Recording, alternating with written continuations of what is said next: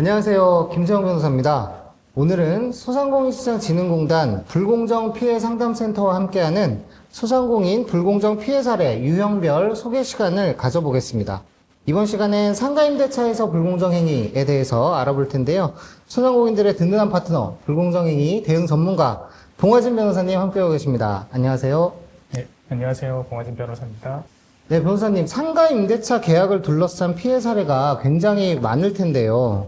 네, 소상공인시장진흥공단 불공정 피해 상담센터를 통해 접수되는 상담 사례 중에서도 상가임대차에 관련된 사안들이 굉장히 많습니다. 사실 상가임대차에서 임대인과 임차인의 사회경제적 지위의 차이가 존재하기 때문에 임차인이 보호를 받기 어려운 상황이 굉장히 많이 발생하는데요. 네, 그래서 우리 임차인들을 두텁게 보호하기 위한 법이 상가임대차 보호법일 텐데 오늘은 이 법률의 주요한 내용들을 사례로 살펴보려는 그런 시간인 것 같습니다. 네, 그렇습니다. 대표적인 불공정 행위들을 살펴보고 관련된 법원의 판단도 함께 보면서 소상공인들께서 상가임대차 관련 불공정 행위를 대처해 나가시는 데 도움이 되었으면 하는 바람입니다. 네. 그럼 소상공인들의 불공정 피해 사례가 어떤 것들이 있는지 그리고 우리 법은 어떤 보호장치를 두고 있는지 하나씩 살펴보겠습니다. 먼저 권리금 분쟁에 대한 부분들을 살펴보도록 하겠습니다. 네, 첫 번째 사례는 소상공인이 상가에서 10년 넘게 영업을 해왔는데요. 임대차 기간이 만료되면서 권리금 회수를 위해 신규 임차인을 추천하셨습니다. 그런데 임대인은 기존 보증금을 1,500만 원에서 6천만 원으로 올리고 월세를 100만 원에서 200만 원으로 증액을 요구했습니다. 또한 자신이 직접 상가를 사용할 계획이라면서 임차인이 주선한 신규 임차인과의 계약 체결을 거절했습니다.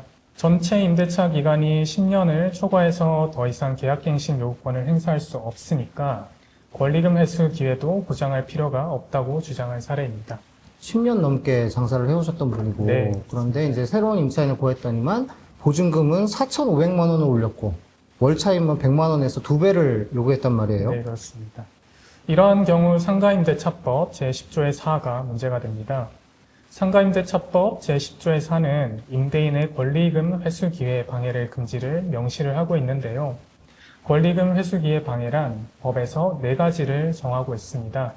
첫째, 임차인이 주선한 신규 임차인에게 권리금을 요구하거나 수수하는 행위. 둘째, 신규 임차인이 임차인에게 권리금을 지급하지 못하게 하는 행위. 셋째, 신규 임차인에게 현저히 고액의 보증금이나 차임을 요구하는 행위. 넷째, 그 밖의 정당한 사유 없이 임차인이 주선한 신규 임차인과의 계약 체결을 거절하는 행위를 포함한다고 규정합니다. 이 사안은 현저히 고액의 보증금이나 차임을 요구하는 행위에 해당할 수 있을 겁니다. 현저히 고액의 보증금과 차임을 요구했다 했을 때 그 현저하다라는 표현이 어느 정도나 인상되어야 정말 현저하기 때문에 부당하다 이렇게 볼 수 있는지가 좀 궁금한데 법원은 어떻게 보았나요? 네, 법원은 단순히 기존 임대료와의 차이뿐만 아니라 주변 시세, 상권 변화 등의 객관적인 자료를 종합적으로 비교하여 판단한다고 하면서 기존 보증금과 차임에서 각각 4배, 2배로의 인상은 현저한 증액에 해당한다고 판단했습니다. 또한 임대인이 자신이 직접 상가를 사용하겠다는 이유만으로 신규 임차인과의 임대차 계약을 체결하지 않겠다는 경우 이는 정당한 사유 없이 임차인이 주선한 신규 임차인과의 계약 체결을 거절하는 행위에 해당합니다. 이러한 경우 임차인이 실제로 신규 임차인을 주선하지 않았다 하더라도 임대인은 손해배상 책임을 질 수가 있습니다. 결국 법원은 현저하다라는 부분을 판단하는 데 있어서는 주변 시세나 상권의 변화 이런 것들을 관련된 객관적인 자료를 토대로 종합적으로 비교해서 판단한다라는 것인데 그렇다면 이제 소송 과정에서는 감정을 해야 되는 경우도 있을 것 같아요. 네, 감정비는 패소자의 부담이 될 수 있는 것이어서 소송에 앞서서 승소 가능성에 대해서 면밀히 검토할 필요가 있습니다. 그렇군요. 이번 사례의 경우에서는 소상공인께서 같은 장소에서 10년을 넘게 장사를 하셨다라고 했습니다. 그렇다면은 많은 분들 알고 계시다시피 10년까지만 계약갱신 요구권, 청구권을 보장하고 있기 때문에 이 상인께서는 계약갱신 요구권이 없었을 것 같아요. 그런데도 권리금 보호는 받을 수 있다. 이렇게 볼 수 있나요? 네. 임대차 계약 기간이 10년을 초과해서 임차인이 계약갱신 요구권을 행사할 수 없는 경우에도 임대인은 권리금 회수 기회 보호 의무를 부담하는 것이 대법원에 확립된 판례입니다. 따라서 10년 기간을 도과했더라도 임대인은 권리금 회수를 방해해서는 안 되는 것입니다. 다행입니다. 사실 권리금을 보호해야 할 필요성은 상가를 오래 이용했다고 해서 사라지는 것은 아니고 오히려 오랜 기간 장사를 했으니까 바닥 권리금이 더 늘어날 수 있다. 이렇게 보면은 보호 필요성이 더 클 수도 있을 것 같아요. 법원도 아마 그 보호 필요성을 인정한 것으로 볼 수 있겠습니다. 두 번째 사례는 어떤 것일까요? 네, 두 번째 사례는 노래 연습장을 운영했던 소상공인이 계약 만료 4개월 전에 계약갱신을 요구한 사례인데요. 임대인은 계약갱신을 거절하면서 건물이 30년 이상 노후함으로 재건축이 필요하다라고 주장을 했고, 또 소음을 발생시키고 주류 판매를 하기 때문에 계약갱신이 어렵다라는 입장이었습니다. 사실은 저희 상담 과정에서 정말 흔하게 만날 수 있었던 재계약 거절 사유인 것 같아요. 보통 너무 시끄러워서 이제 그만하겠다라든지, 그 건물이 노후화돼서 재건축해야 된다 이런 이야기들로 하면서 장사를 잘 하고 있던 임차인과의 계약을 종료하는 경우들이 많았는데, 사실 상가임대차법에서도 철거나 재건축 계획이 있다거나 건물이 노후해서 진짜 안전으로가 있다면 계약갱신을 거절할 수 있다고 그렇게 정하고 있잖아요. 네, 그렇지만 단순히 건물이 오래됐다라는 사정만으로 계약갱신을 거절할 수는 없습니다. 상가임대차법에 따르면 임대인은 계약 체결 당시에 구체적인 재건축 계획을 고지했거나 건물이 노후 훼손되어 안전사고 우려가 있거나 다른 법령에 의해 의무적으로 재건축을 해야 하는 경우에만 철거 또는 재건축 사유를 인정을 할 수 있습니다. 특히 안전사고 우려라는 부분은 주장만으로 인정될 수 없고 적어도 건물의 안전진단 등으로 위험성이 객관적으로 인정되는 경우여야 합니다.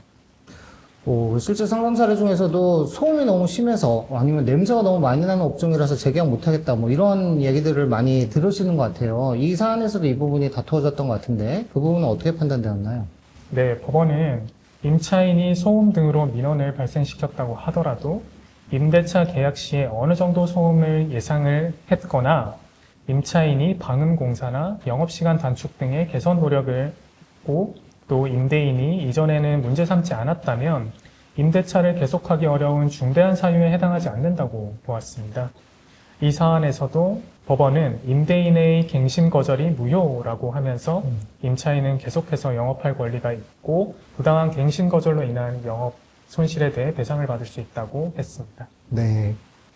자, 그럼 다음 사례를 한번 살펴볼까요? 임대료를 인상하겠다라는 임대인의 요구에 부당함을 느끼는 상담 사례들이 정말 많았습니다. 관련 사례죠? 네, 차임 증액 관련된 사례입니다.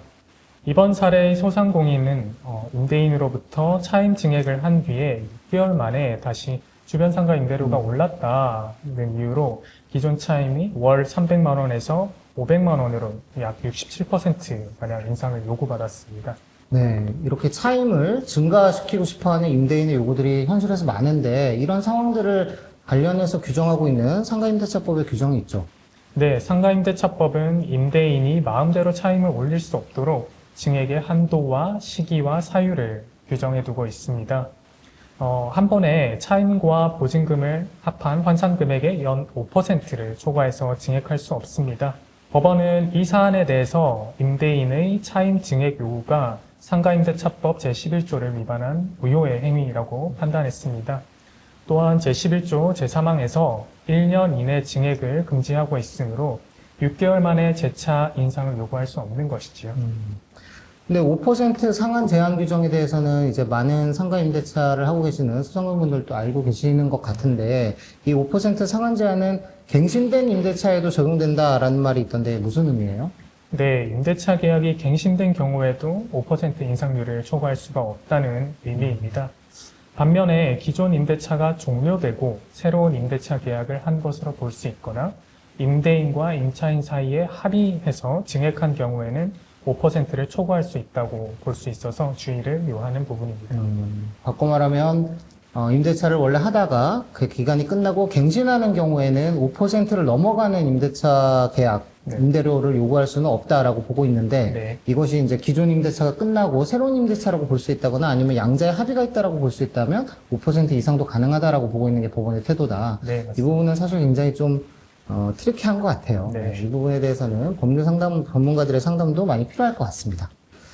마지막 사례를 한번 살펴보겠습니다. 임대인이 임대차 계약을 중도에 해지를 요구하는 경우에 대해서 알아보려고 하는데요. 어떤 사례죠? 네, 이번 사례는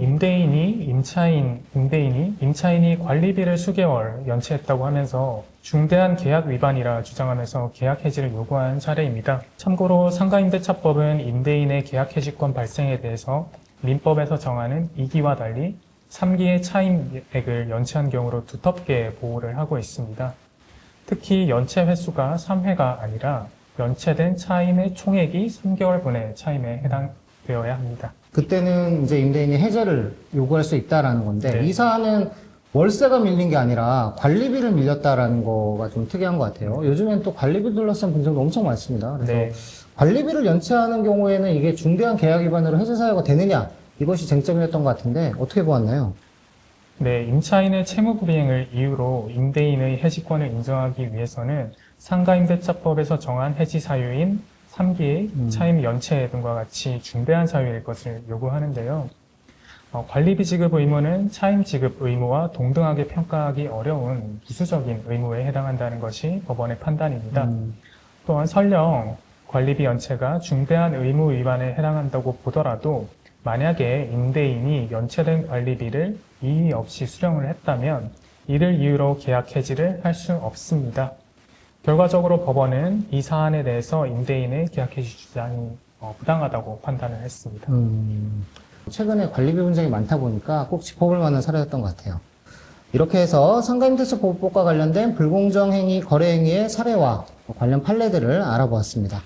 어쩔 수 없이 불공정 행위의 압박을 받는 경우에는 소상공인들은 어떻게 하면 좋을지 좀 안내를 해주시면 좋을 것 같아요. 네, 소상공인 시장진흥공단 불공정 피해 상담센터를 많이 이용해 주시고 전화, 우편, 방문, 그리고 온라인을 통해서 모든 상담 신청이 가능하니 많은 이용 바랍니다. 불공정 피해 상담센터 우라통 홈페이지라고도 부르는데 전화, 우편 또는 방문, 온라인으로 마음 편히 신청해 주시면 좋겠습니다.